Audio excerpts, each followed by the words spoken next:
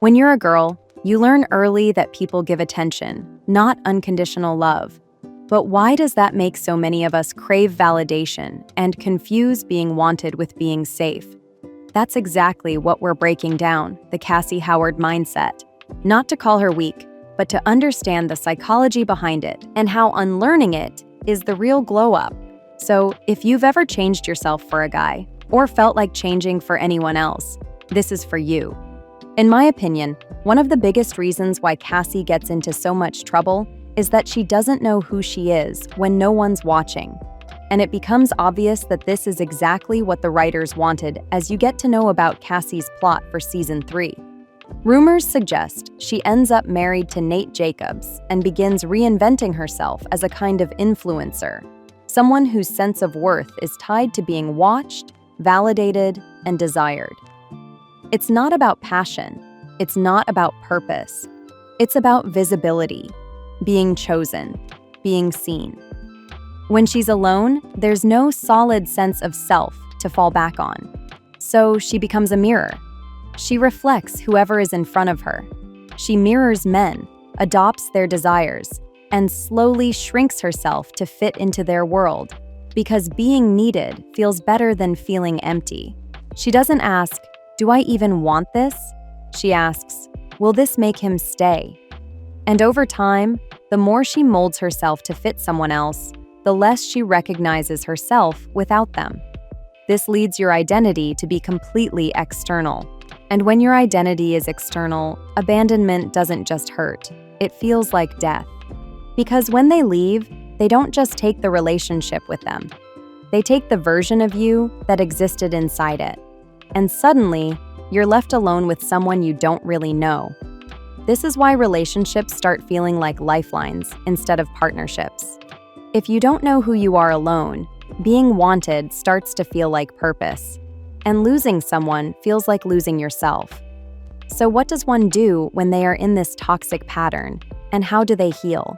Well, in such cases, the solution isn't about becoming untouchable or emotionally shut down. Cassie doesn't need thicker armor. She needs boundaries. Choosing peace over problems, even when problems feel familiar and somehow safe. It's hard because you are breaking a cycle of familiarity that your entire nervous system is familiar with. But the shift where you believe, "I don't need to be chosen, I choose," is the glow-up. Once you can name the pattern, you can change it, build self-worth that doesn't vanish with attention, and learn to love without disappearing. And it all traces back to the first lesson she learned about love. When you're a pretty girl, people don't give you unconditional love. They give you attention. And those two things are not the same. Attention feels good at first. It feels validating. But it doesn't mean safety.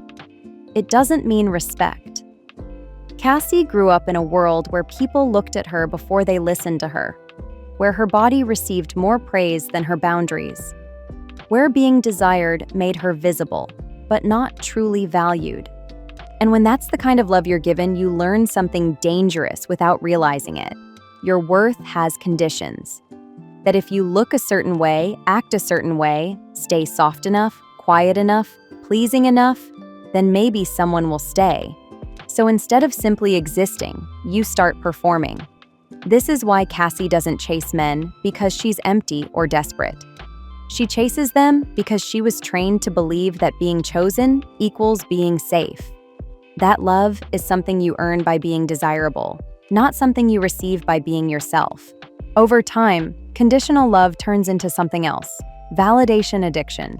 Cassie doesn't actually want love. She wants reassurance that she matters. Love is calm and steady. It doesn't make your stomach drop every 5 minutes. Validation, on the other hand, is intense. It comes with highs and crashes, and Cassie lives for those highs because they temporarily quiet the voice asking, "Am I enough?" That's why her identity slowly wraps itself around attention. In season 2, this hunger widens. It's no longer just about one person's approval. Cassie becomes hyper-aware of how she's seen, constantly checking, comparing, adjusting. Being desired turns into being watched. Social media amplifies it. When your self-worth depends on attention, having endless mirrors only makes the need louder. You don't just want love, you want proof. But validation is a temporary substitute for self-worth. And when no one teaches you how to regulate your emotions, attention starts doing a job it was never meant to do. And that's where the pattern deepens. Which brings us to the next trait. Cassie isn't weak, she's just dysregulated. And that's such an important distinction, because feeling deeply has never been the problem. Crying or emotional intensity doesn't mean you're immature. It just means you feel things loudly. But the problem is that Cassie was never taught what to do with those feelings once they showed up. She has no emotional container, no tools to hold discomfort without panicking. So when rejection hits, it overwhelms her. When she feels abandoned, her nervous system goes into full survival mode. She makes impulsive decisions because anything feels better than sitting alone with that pain. And a lot of us get this.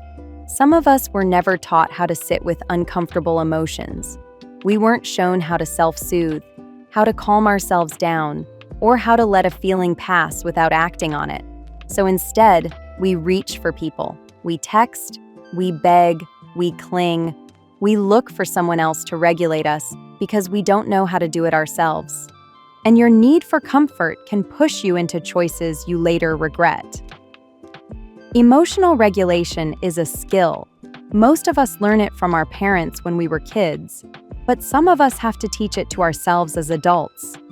However, there is one more very deep misogynistic trait that Cassie possesses, which I think is the biggest reason for her downfall.